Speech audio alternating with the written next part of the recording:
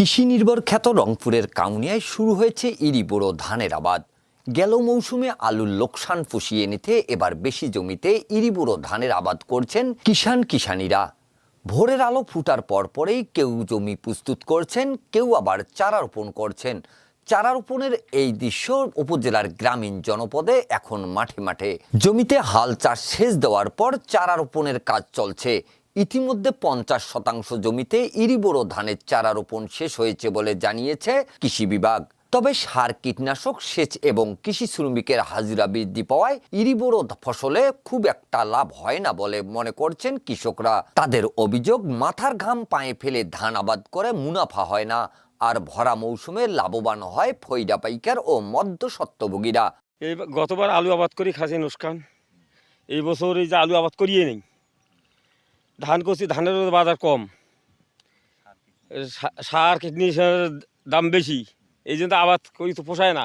আমরা তো কৃষক মানুষ ভাই, আমরা যে সারের দাম না আবাদ করতে পারি না, বুঝছেন। এখন কষ্ট মষ্ট করে আবাদ করাই লাগবে, দাম হলে আর কি করা যাবে।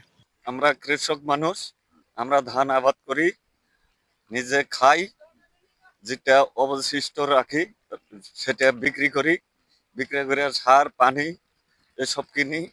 আমাদের তো কৃষক, আমরা সারা তিন দিন মাটি গাড়ছি, গতবারের চেয়ে এবার সারের দাম বেশি, তাতে তো পোষায় না। সরকার যদি একটু হেল্প করে অথবা সাহায্য দেয় তাহলে আমরা টিকে থাকতে পারবো। কৃষকদের অভিমত, ইউনিয়ন পর্যায়ে সরকারি ক্রয় কেন্দ্রের মাধ্যমে সরাসরি ধান ক্রয় করলে লাভবান হবেন কৃষকরা। তা সরকার যদি কৃষকের কাছ থেকে ধান যদি নিজে কিনতো তাহলে কৃষকের জন্য কিন্তু ভালো হতো, আর কৃষক লাভবান হতো এবং কৃষক উপকৃত হতো। কৃষি বিভাগ বলছে, উৎপাদন ব্যয় কমাতে চাষাবাদের যান্ত্রিককরণের পাশাপাশি বীজতলা তৈরি শুরু থেকে কৃষি বিভাগের লোকজন মাঠ পর্যায়ে কৃষকদের পরামর্শ দিয়ে যাচ্ছে। প্রাকৃতিক দুর্যোগ না হলে গেল মৌসুমের মতো এবারও ইরি বোরো ধানের ভালো ফলন হবে।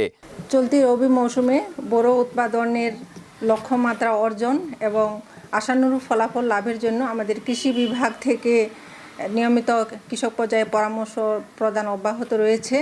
নিয়মিতভাবে কৃষক পর্যায়ে তাদেরকে দলীয় মিটিং এবং কৃষি উপকরণ সরবরাহ, যেমন লিফলেট এবং উঠান বৈঠক, এগুলো মাধ্যমে তাদেরকে পরামর্শ প্রদান অব্যাহত রয়েছে। আশা করি এবারের বোরো উৎপাদন অনেক ভালো হবে এবং আমাদের যে লক্ষ্যমাত্রা সেটাও অর্জন হবে।